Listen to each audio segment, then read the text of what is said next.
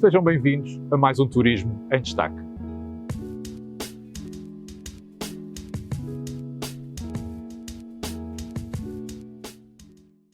Antes de entrarmos nos destaques positivos e negativos naquilo que ao turismo respeita deste novo pacote de desconfinamento que entrou em vigor a partir do passado dia 1 de agosto, gostaria de começar por dar 4 notas iniciais e de caráter muito genérico. A primeira é que, felizmente, já não estamos na fase em que vemos uma luz ao fundo do túnel, mas estamos à saída do túnel, estamos à boca do túnel, o que nos traz uma janela de esperança para o futuro próximo. Depois, para dizer que todas estas medidas vêm ao encontro daquilo que insistentemente tenho vindo aqui a dizer no Turismo em Destaque, nomeadamente naquilo que respeita à múltipla utilização do certificado digital e das múltiplas opções que este fantástico documento pode oferecer, sobretudo para a atividade turística. Um terceiro lugar, para dizer que todas estas medidas traçam um quadro de grande previsibilidade, o que, embora dividido em 3 fases, grosso modo coincidindo com os meses de agosto, setembro e outubro, é muito importante para a economia e, sobretudo, para a atividade turística. E porquê? Porque, desde logo, estamos a falar de uma atividade económica eminentemente privada e, portanto, tudo o que for dar previsibilidade às empresas é sempre saudável. E, em segundo lugar, porque permite um melhor planeamento, quer por parte de toda a demais oferta turística, quer também por parte de toda a procura turística, nomeadamente os consumidores que, assim,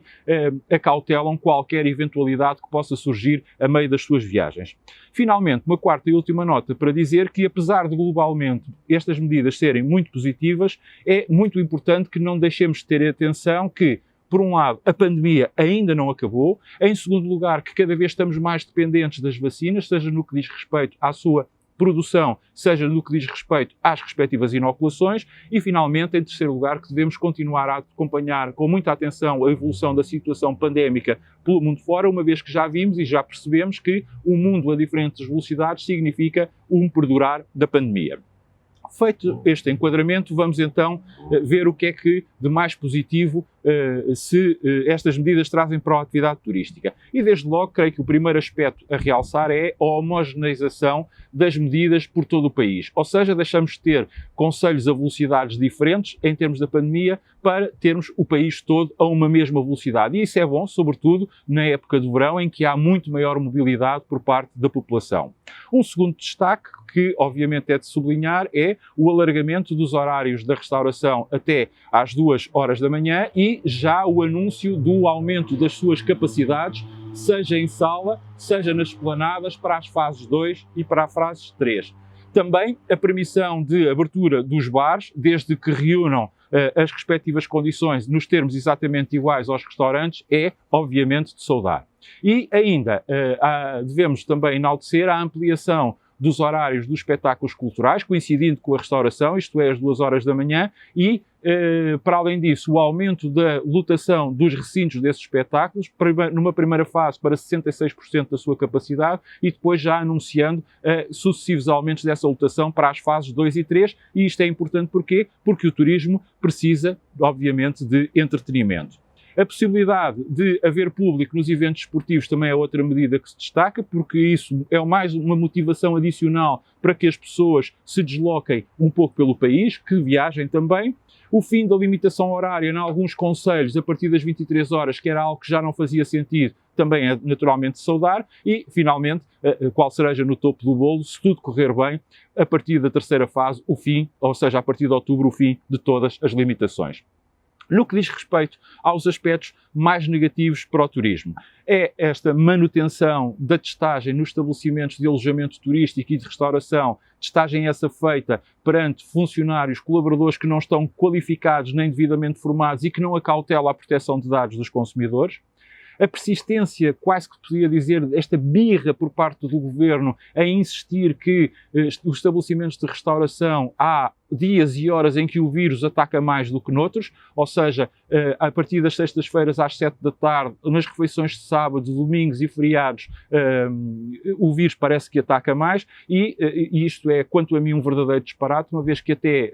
temos de ter atenção que estamos numa altura de férias e, portanto, que há um comportamento por parte dos consumidores, nesta altura do ano, muito mais homogéneo durante todos os dias da semana. Depois, não permitir que as discotecas, pelo menos abram com uma capacidade muito semelhante dos tais 66% aos espetáculos culturais, para mim parece-me uma medida mal decidida, uma vez que isso vai permitir e vai estimular a continuidade das festas ilegais. E, finalmente, uma última nota para dizer que retirar os limites de lotação nos transportes públicos a partir da segunda fase, isto é, a partir do final de férias e coincidindo com o início do ano letivo, é uma medida que me deixa algo apreensivo, uma vez que vamos ter, sobretudo nos grandes centros urbanos, transportes públicos sobrelotados nas horas de pontas, e isso pode ser mau em termos da propagação do vírus. Em síntese, e como se vê, são muito mais os pontos positivos do que os negativos para o turismo, apesar do Governo continuar a revelar desconhecimento da atividade e até alguns tiques de arrogância no que diz respeito a muitas atividades turísticas. Uma coisa é fundamental, é que cada cidadão, cada um de nós, continua a ser um agente de saúde pública e também a cumprir e a fazer cumprir as regras e as normas básicas de segurança sanitária que hoje em dia já todos conhecemos.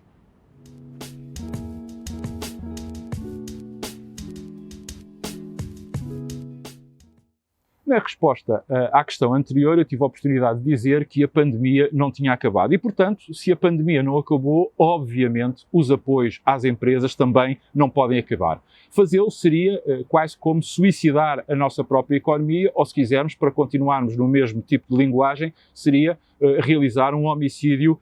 qualificado de primeiro grau às empresas que, apesar de estarem prontas, que apesar de terem muita vontade de regressar à sua laboração normal, estão neste momento completamente exauridas porque se passou, entretanto, 1 ano e meio em que o turismo esteve em modo de pausa. Dito isto, o que é que agora é de destacar e o que é que será o mais importante para os agentes económicos do turismo, nunca esquecendo que foi a atividade económica mais afetada pela pandemia? Eu permitia-me destacar 4 aspectos que considero fundamentais. O primeiro é que o Estado comece por pagar aquilo que deve. O Estado prometeu muito, anunciou ainda mais, mas foi pouco, ou mesmo muito pouco, aquilo que na realidade chegou à economia. E isso basta compararmos para vermos o nível de apoios de todos os países Estados-membros da União Europeia, vermos o que é que Portugal continua na cauda da Europa ou da União Europeia do nível desses apoios. Mas para além desses apoios terem sido em volume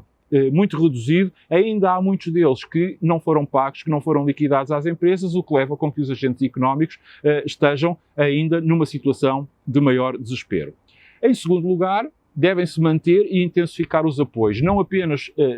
a prorrogação do apoio à retoma progressiva, mas devem ser criados novos apoios. Porquê? Porque as empresas, como é referido e muito bem na pergunta, estão em modo de sobrevivência, ou seja, estão descapitalizadas, estão muito fragilizadas do ponto de vista económico e financeiro. E, naturalmente, com empresas assim, não há possibilidade de aproveitar os ventos da retoma que se está agora a começar a fazer sentir. Em terceiro lugar, e de uma vez por todas, temos que criar receitas distintas para aquilo que é diferente. Eu tenho vindo a insistir muito neste ponto, mas o facto é que o turismo tem especificidades próprias e não é igual às demais atividades económicas. Portanto, se não é igual, tem que ter soluções, tem que ter medidas diferentes. E já que foi excluído do plano de recuperação e resiliência, que teve até anunciado no início de maio um plano denominado Reativar o Turismo, Construir o Futuro, dotado de uns míticos 6,3 mil milhões de euros, mas que, tirando uma ou outra medida que já estava em curso, do qual nunca mais ninguém ouviu falar, era importante que, seja o Governo, sejam também os demais partidos políticos, proponham medidas específicas para acautelar a continuidade saudável da atividade turística. E eu digo os demais partidos políticos porque nós não nos podemos esquecer que a Assembleia da República também existe. E neste momento, na Assembleia da República, tirando os deputados que suportam, do partido que suporta ao Governo, todos os outros têm maioria e, portanto, só não tomarão medidas de apoio ao turismo se o não quiserem. Finalmente, em quarto lugar, é preciso perceber que para as empresas do turismo, para funcionarem, precisam de recursos humanos e, portanto, precisam de ter capacidade para recrutar pessoas. Ora, neste momento, e atendendo a tudo aquilo que já referi, é fundamental que se reforcem os instrumentos que possibilitem a captação dessas pessoas e a contratação dessas pessoas, e por isso eu volto aqui a sublinhar duas propostas que tenho feito com bastante insistência. A primeira é reduzir os custos sobre o fator trabalho, nem que seja temporariamente reduzir a taxa social única. E a segunda tem a ver com a redução, ainda que temporária, da taxa do IVA aplicada a todos os produtos e serviços turísticos para o seu valor mais reduzido, como forma de dar algum oxigênio à tesouraria das empresas e, assim, de alguma forma, contribuir para que elas ultrapassem o momento difícil em que atualmente se encontram. Até para a semana, boas férias, se for o caso, com responsabilidade.